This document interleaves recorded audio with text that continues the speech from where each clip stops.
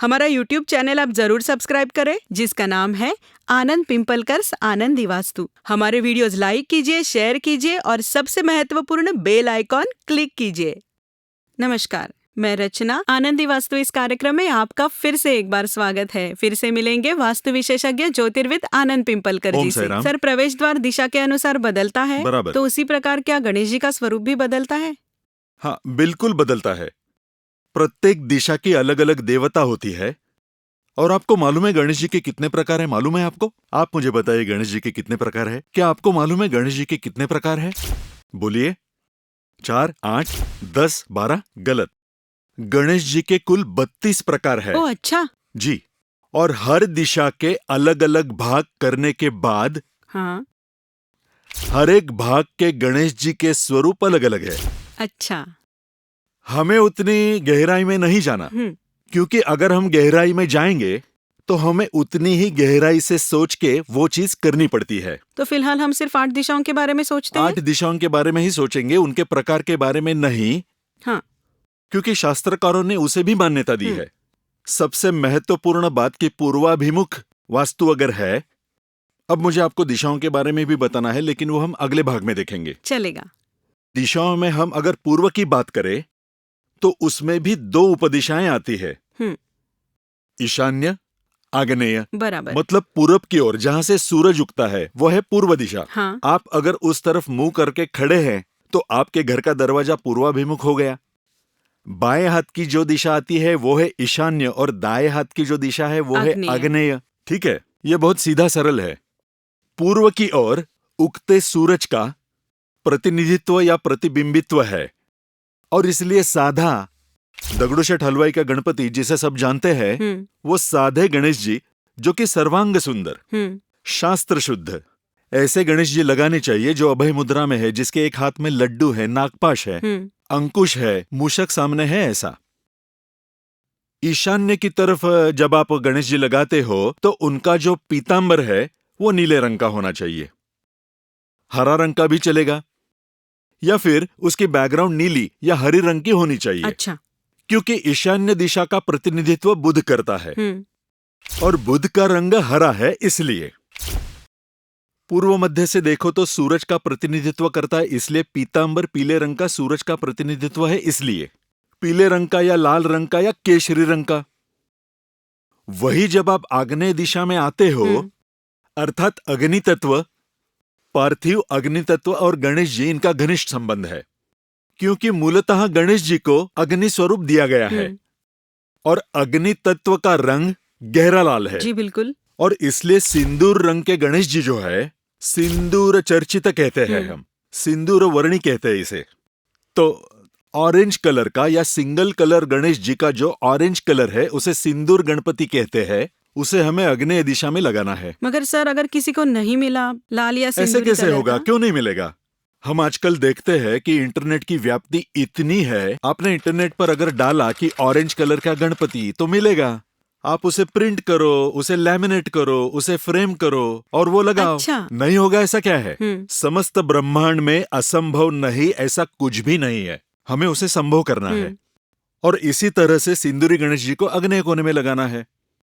तो ये 3 मुख्य दिशा और उसकी उपदिशाएं हमने देखी। हाँ। अब हम देखेंगे पश्चिम दिशा को। चलेगा। आपको समझ में आया ना? हाँ। आपको समझा क्या? बराबर।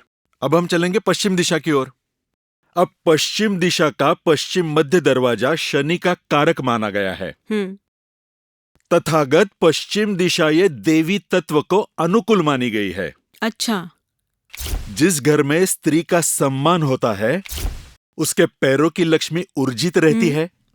जिन लोगों को हमेशा घर में भक्ति, शक्ति, धन और समाधान चाहिए होता है, ऐसे लोगों ने अपने घर का दरवाजा पश्चिम दिशा को करना चाहिए। जो सुख से जीता है, न्याय से धन कमाता है, और इसलिए पश्चिमाभिमुख दरवाजे पर गणेश जी लगाने हैं, लेकिन वो महालक्ष्मी द्वार के ऊपर वाला। ये समझाने के लिए मुझे तुम्हें कुछ वस्तुएं दिखानी है, लेकिन वो अगले भाग में। जी बिल्कुल। महालक्ष्मी है, उसके दोनों साइड हाथी है और उसके सर के ऊपर एक गणेश जी है। ऐसे स्वरूप का गणेश द्वार पश्चिमाभिमुख दरवाजे के ऊपर हमें लगाना है। गजलक्ष्मी स्वरूप में। बिल्कुल सही। पश्चिम की ओर दो दिशाएं आती है। जब आप पश्चिम की ओर मुख करके खड़े होते हो तब आपके दाएं हाथ की तरफ वायव्य दिशा होती है और बाएं हाथ की तरफ नैऋत्य दिशा आती है। पश्चिम यानी क्षिम होने वाली, शांति देने वाली, आध्यात्मिक वृद्धि देने वाली और न्याय देने वाली दिशा यानी पश्चिम दिशा। बराबर। कोल्हापुर के महालक्ष्मी के मंदिर का जो द्वार है या कोल्हापुर की महालक्ष्मी जो है वो पश्चिमाभिमुख है और उसके सर पर गणेश जी हाँ। है। हजारों साल पहले या 2000 साल पहले वो मंदिर जब बांधा गया था तब मुख्य दरवाजे पर गणपति लगाने से पहले वहां सबसे पहले मुख्य देवी के सिर पर गणेश जी लगाए गए हैं। आप वहां जाकर देख सकते हैं। मंदिर से ऊपर जाने के लिए रास्ता है, ये बहुतों को मालूम नहीं। मुख्य द्वार के ऊपर पश्चिमाभिमुख गणेश जी लगाने के पीछे कुछ तत्व है। उसमें से एक तत्व हम देखेंगे।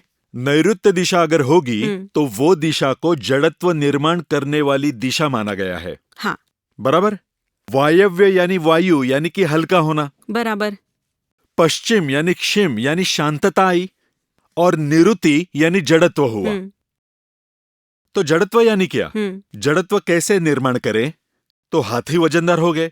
हाँ। और इसीलिए गजांत गणलक्ष्मी स्वरूप के गणेश जी अच्छा, ये पश्चिमाभिमुख दरवाजे पर लगाने चाहिए।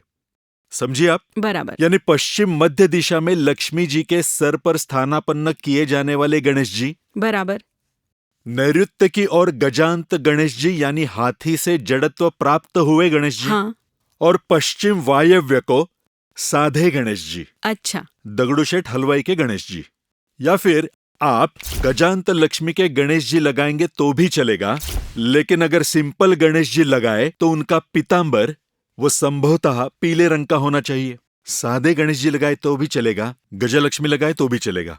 अगर सटीकता से अगर हम देखें तो पश्चिमाभिमुख वास्तु के लिए हमें लक्ष्मी कारक गणेश जी लगाने जरूरी है।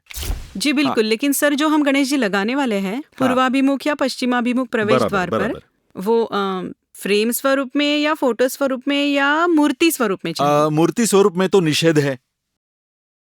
अगर फ्रेम स्वरूप में है तो उत्तम है, लेकिन शास्त्रकारों ने कुछ स्वरूप में यानी कि धातु के स्वरूप में दिखाया है, उसे हम अगले भाग में देखेंगे। पूर्वाभिमुख और पश्चिमाभिमुख प्रवेश द्वार पर कौन से गणेश जी लगाने चाहिए ये तो आपने बताया, लेकिन दक्षिण और उत्तर ये दिशाएं बाकी है, ये भी जान लेंगे लेकिन अगले भाग में। तब तक यहीं रुकते हैं।